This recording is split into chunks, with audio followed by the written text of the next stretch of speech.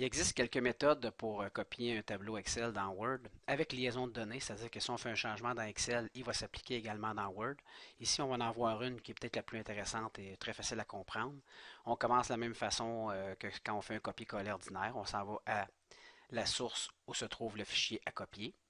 On sélectionne et cette partie-là est la même. Donc, je copie ces données-là. Je veux les apporter dans Word, mais avec une liaison de données. Donc, plutôt que de faire le coller ordinaire, je vais aller dans le collage spécial ici pour choisir coller avec liaison ici. Donc, si je choisis la première option qui est feuille de calcul Microsoft Excel Object, ce qui va se produire évidemment, c'est que je vais avoir le tableau des données comme tel, mais qui est considéré comme un objet. C'est-à-dire que je peux le bouger comme ça.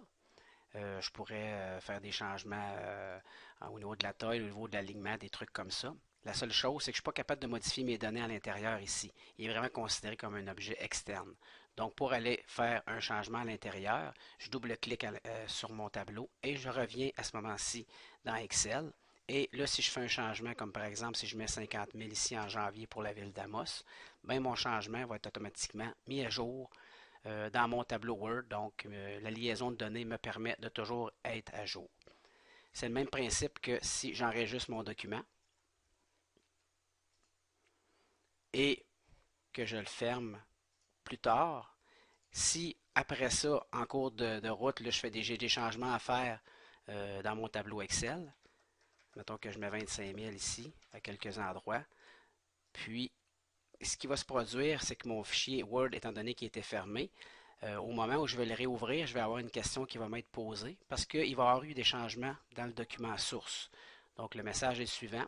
Ça me dit que le document contient des liens pouvant faire référence à d'autres fichiers. Voulez-vous mettre à jour? Évidemment, si je réponds oui à la question, ben, mes données vont tomber à ce que j'avais rentré initialement dans Excel comme changement.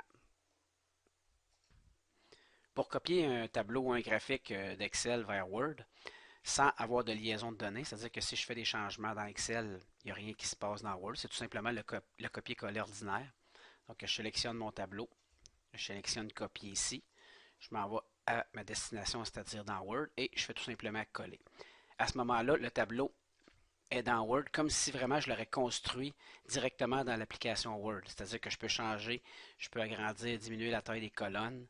J'ai accès à mes rubans contextuels de création et de disposition pour mes bordures et trames, etc., etc. Donc vraiment, c'est comme si le tableau aurait été créé directement dans le logiciel Word.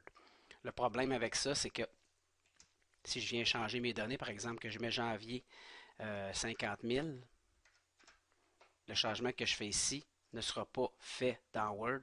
Il n'y a pas de liaison entre ma source et ma destination, donc pas de mise à jour faite automatique. Et même si je ferme et je rouvre à nouveau le document Word, il n'y aura pas de mise à jour comme telle qui va être faite.